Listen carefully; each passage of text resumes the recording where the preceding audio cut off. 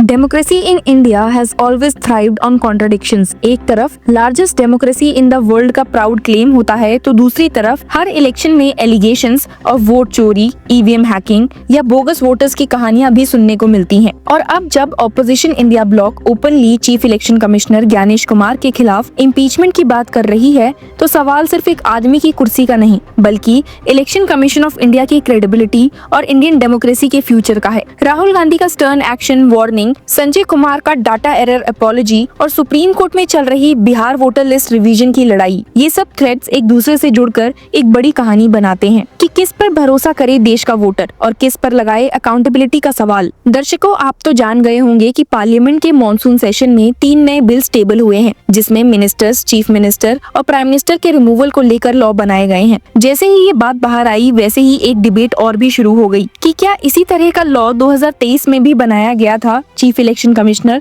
और election commissioners को protect करने के लिए। क्या ये सब कुछ बीजेपी जानबूझकर कर रही है ताकि वो इलेक्शंस को कंट्रोल कर सके? आपको बता दो कि राहुल गांधी ने अपनी वार्निंग में सीधा कहा था, स्टर्न एक्शन होगा चीफ इलेक्शन कमिश्नर और 2 इलेक्शन कमिश्नर्स के खिलाफ जब इंडिया ब्लॉक पावर में आएगी, क्योंकि उन्होंने बिहार में वोट चोरी करवाई है स्पेशल इंटेंसिव रिवीजन के थ्रू। हालांकि chief election commissioner Gyanesh Kumar ने इसका जवाब एक साइंड एफिडेविट की डिमांड से दिया। एक तरीके से बोला कि या तो राहुल गांधी अपने एलिगेशंस को लीगल फॉर्म में प्रूव करे, वरना उनकी बातों को इनवैलिड मान लिया जाएगा। ये कन्फ्रंटेशन सीधा ऑपोजिशन और इलेक्शन कमीशन के बीच की क्रेडिबिलिटी बैटल बन गया है। लेकिन लॉ का एंगल और भी ज्यादा इंटरेस्टिंग है, क्योंकि chief election commissioner and other election commissioners appointment, condition of service and term of office act 2023 के क्लॉज 16 का कहना है, no court shall entertain or continue any civil or criminal proceedings against any person who is or was a chief election commissioner or an election commissioner for any act, thing or word committed, done or spoken by him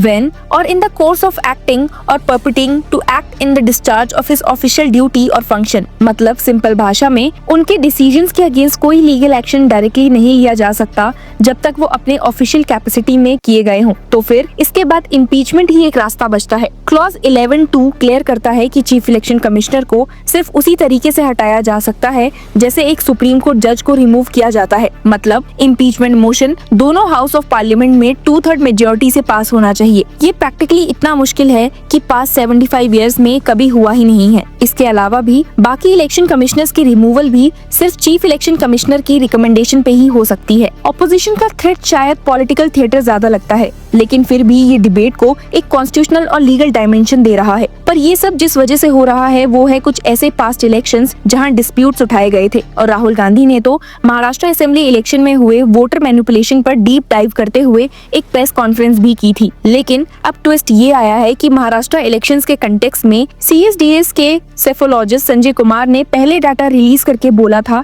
कि कुछ constituencies में voter count 40 to 45% तक बढ़ गया है और कुछ में 35 to 40% गिर गया है, जो कि एक इम्पॉसिबल और सस्पिशियस फिगर लगती थी। कांग्रेस ने इसी डाटा को तुरंत उठाकर अपना वोट चोरी का नैरेटिव स्ट्रेंथन किया, लेकिन 2 दिन बाद कुमार ने अपॉलॉजी दी और कहा, I sincerely apologized for the tweets posted regarding Maharashtra elections. Error occurred while comparing data of 2024 Lok Sabha and 2024 AS। The data in row was misread by a data team. जिसके बाद बीजेपी ने तुरंत राहुल गांधी और कांग्रेस को अटैक कर दिया कि उन्होंने फेक नैरेटिव चलाया और अब उनका सोर्स ही बैक ट्रैक कर रहा है। अमित मालविया ने डायरेक्ट राहुल गांधी को टारगेट करते हुए बोला, where does this leave Rahul Gandhi and the Congress which brazenly targeted the election commission and went so far as to brand genuine voters as fake, shameful. हालांकि कांग्रेस ने इसे एक टेक्निकल एरर बोलकर अपनी एलिगेशंस विड्रॉ करने से मना कर दिया है। स्पोक्सपर्सन सुजाता पॉल ने कहा, the CSDS data was just used as additional evidence and why he Sanjay Kumar apologized, that is his problem not ours. ये पूरा तमाशा दिखाता है कि वोट थेफ्ट का नैरेटिव सिर्फ डाटा के नंबर्स पे नहीं बल्कि पॉलिटिकल परसेप्शंस पे बेस्ड है।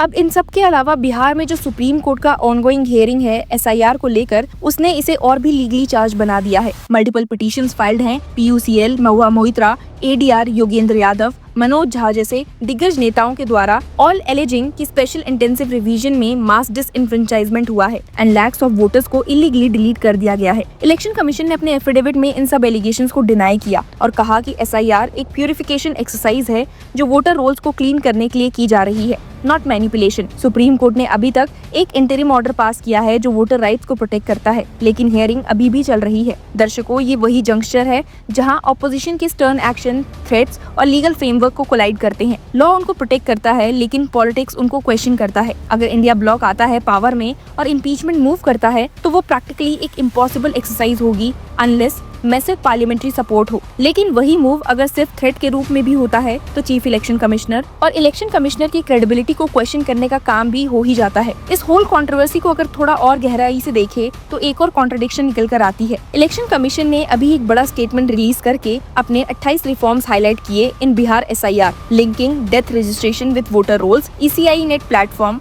100% webcasting, real time turnout updates, VVPAT slip और इनएक्टिव RUPPs डिलिस्टिंग। ये सब दिखाने के लिए है कि कमीशन एक्टिवली इलेक्टोरल प्रोसेस को ट्रांसपेरेंट और स्ट्रॉन्ग बनाने की कोशिश कर रहा है। लेकिन ऑपोजिशन के लिए ये रिफॉर्म सिर्फ एक मास्क लगते हैं जो उन्होंने अपने एलिज्ड मैनिपुलेशन को कवर करने के लिए लगाए हैं। सुप्रीम कोर्ट का रोल यहाँ पे डिसाइसिव है, क्योंकि आर्टिकल 324 ऑफ द कॉन्स्टिट्यूशन कहता है कि इलेक्शन कमीशन की superintendence, direction and control elections के कंडक्ट के लिए होती है। MS गिल जजमेंट ने कहा था कि जब तक कोई स्पेसिफिक लॉ नहीं है, इलेक्शन कमीशन ऑफ इंडिया अपनी पावर्स एक्सरसाइज कर सकती है। लेकिन अब जब एक नया 2023 एक्ट आ गया है जो इम्यूनिटी देता है और रिमूवल को इम्पीचमेंट से टाई करता है, तो इफेक्टिवली जुडिशरी और एग्जीक्यूटिव दोनों को स्पेस नैरो हो गया है। वोटर राइट्स का क्वेश्चन डायरेक्टली सुप्रीम कोर्ट के सामने है बिहार केस में और इनडायरेक्टली महाराष्ट्र के वोट चोरी नैरेटिव में। अगर कल को सुप्रीम कोर्ट एक हार्ड लाइन ले और बोले कि SIR डिसइंफ्रेंचाइजमेंट है, तो वो इनडायरेक्टली इलेक्शन कमीशन की क्रेडिबिलिटी पे एक जुडिशियल सील लगा देगा कि उन्होंने मिसमैनेजमेंट या मैनिपुलेशन किया। अगर supreme court election commission of India के फेवर में जजमेंट देता है तो ऑपोजिशन के वोट थेफ्ट का पूरा कैंपेन कोलैप्स कर जाएगा। दोनों सिनेरियोज में पॉलिटिकल कंसिक्वेंसेस ह्यूज हैं और इसीलिए राहुल गांधी के थ्रेट्स, इंडिया ब्लॉक की इम्पीचमेंट टॉक्स और बीजेपी के काउंटर अटैक्स एक कॉन्स्टिट्यूशनल क्राइसिस के रंग ले रहे हैं। सबसे बड़ा सवाल ये भी है कि क्या इंडियन डेमोक्रेसी अब उस पॉइंट पे पहुंच गई है जहां वोटर रोल्स, जो एक बेसिक एडमिनिस्ट्रेटिव एक्सरसाइज होते थे, एक वेपन ऑफ मास पॉलिटिक्स बन गए हैं। बिहार के गांव का एक आम वोटर शायद सिर्फ इतना जानता है कि उसका नाम लिस्ट में है या नहीं, लेकिन दिल्ली के पार्लियामेंट में उसी नाम के होने या ना होने से पावर के इक्वेशंस बदल जाते हैं। आज का मूवमेंट एक रिमाइंडर है कि जो चीज सबसे टेक्निकल लगती है, जैसे कि form 17C, EPIC linking, death registration updates, SIR revisions, वहीं पे डेमोक्रेसी का सबसे बड़ा पॉलिटिकल वॉर लड़ा जा रहा है। और आयरनी ये है कि जो इंस्टीट्यूशन सपोज्ड है न्यूट्रल रेफरी बनने के लिए, वो खुद एक पॉलिटिकल बैटल ग्राउंड बन गया है। Chief election commissioner Gyanesh Kumar और उनके कलीग्स के लिए सर्वाइवल सिर्फ एक लीगल इशू का नहीं है, बल्कि एक पॉलिटिकल सर्वाइवल टेस्ट भी है। और जब राहुल गांधी जैसे लीडर्स ओपनली कह रहे हैं स्टर्न एक्शन होगा, तो ये टेस्ट और भी ज्यादा डेंजरस हो जाता है। क्या होता है अगले कुछ महीनों में, सुप्रीम कोर्ट का जजमेंट, ऑपोजिशन की स्ट्रैटेजी और इलेक्शन कमीशन की क्रेडिबिलिटी, वो डिसाइड करेगा कि इंडिया की इलेक्टोरल डेमोक्रेसी अब भी न्यूट्रल एम्पायर के साथ चल रही है या फिर एम्पायर खुद पिच का पार्ट बन चुका है। So stay tune with us and get all the updates. Thank you for watching this.